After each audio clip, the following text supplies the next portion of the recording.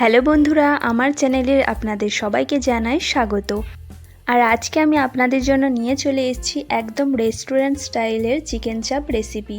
এটি আমরা সাধারণত তন্দুরি রুটি, বিরিয়ানি, রুমালি রুটির সঙ্গে খেয়ে থাকি।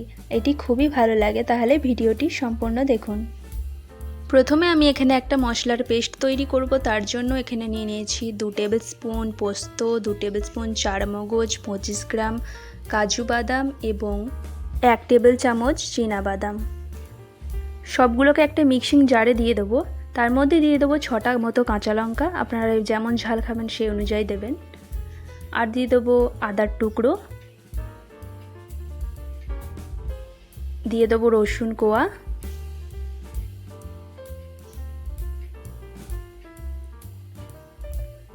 আর দিয়ে দেবো এখানে পেঁয়াজের টুকরো। এখানে আমি 5টা বড় পেঁয়াজ নিয়েছি, এগুলোকে একটা পেস্ট তৈরি করে নেব। এখানে আমি নিয়েছি 800 গ্রাম মতো চিকেন। এর মধ্যেই এই যে পেস্টটা করেছিলাম সেই পেস্টটা এর মধ্যে দিয়ে দেবো।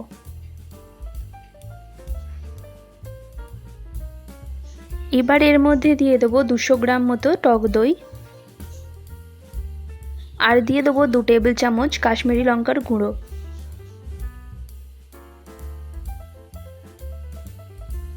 দিয়ে দেবো হাফ টিস্পুন শাহি গরম মশলা, দিয়ে দেবো 2 টিস্পুন গোলমরিচ গুঁড়ো।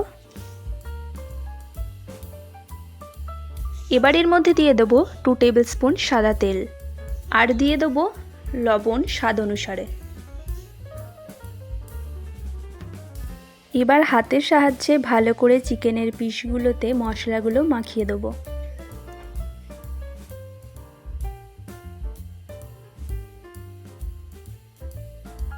এবার এটাকে 2 থেকে 3 ঘন্টা মতো রেস্টে রেখে দিতে হবে। এবার আমি একটা প্যান গরম করব, এর মধ্যে দিয়ে দেব সাদা তেল।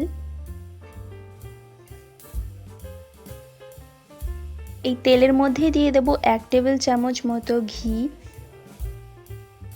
এবার আমি একটা একটা করে চিকেনের পিসগুলোকে এই তেলের মধ্যেই ফ্রাই করে নেব।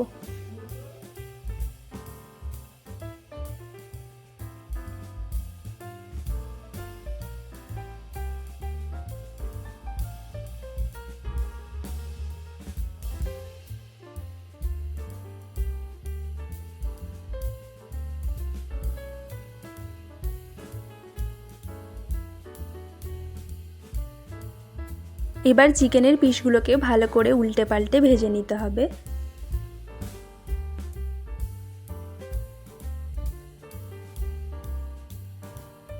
এবার চিকেনগুলো ভালো করে হালকা হালকা ফ্রাই হয়ে গেলেই এর মধ্যে অ্যাড করে দেবো গ্রেভি, যে গ্রেভিটার মধ্যে চিকেনগুলো ছিল।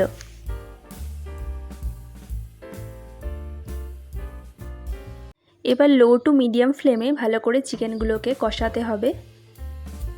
দই দিয়ে চিকেনটা অনেকক্ষণ ম্যারিনেটের কারণে কিন্তু চিকেন অনেকটাই সফট হয়ে গেছে।